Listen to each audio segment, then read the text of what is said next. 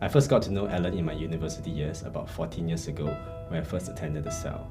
He was then the shepherd of a few of the guys in the cell. Subsequently, the cell multiplied, but after another 2 cell transitions, I'm now in the cell that he's leading. During the earlier years of my walk with the Lord, Ellen would spend time meeting up with me separately to equip me with the knowledge of the Word, building up my foundation, and praying for me. In recent years, at a different life stage with bigger work responsibilities and family commitment, discipleship is more about giving a word at the Kairos moment, encouraging me to go higher, and going beyond my comfort zone to also shepherd others. While the time spent during our meetups could be short, I know that he has definitely spent hours prior to our meetups praying for a word to give to me, because every time he's so spot on. I'm really grateful for Alan, who is now my cell leader, for the amount of time he has been investing to my life over the past 14 years, how he has built up my foundation in the Lord, and most importantly, how the Lord has used him to speak right into my life at the various moments. He really inspires me to do the same for others.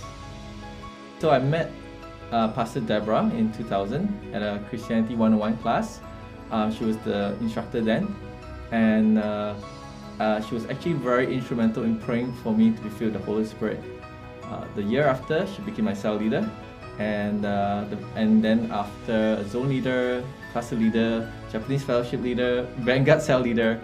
So we've been doing a lot of ministry together. So I think it's about 17 to 18 years. When we were younger, she was actually quite strict with us. We were actually afraid, or rather terrified of her. So one time after an incident, when she corrected me about the usage of my time, she suddenly asked to talk to me.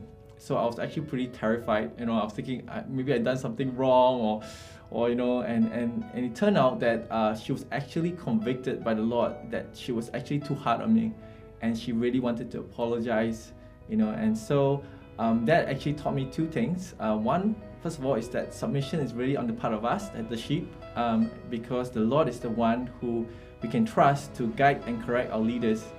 The second thing is really that I learned from that is that the humility which she displayed, that she had, that humility and the love for the Lord to respond accordingly.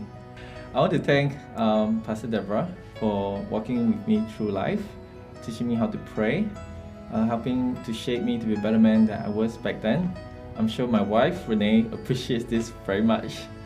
I also want to thank you for teaching me, leading me in how to lead a cell group, how to honor the Lord and to honor the people's time as well, that we always be prepared, and that giftings are really secondary, and the more important is really the Lord's presence in the meetings every time.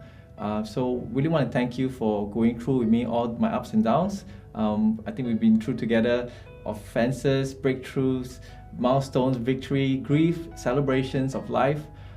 Just want to thank you for being my elder sister, spiritual leader in so many fronts, my friend, and even my classmate. So thank you very much.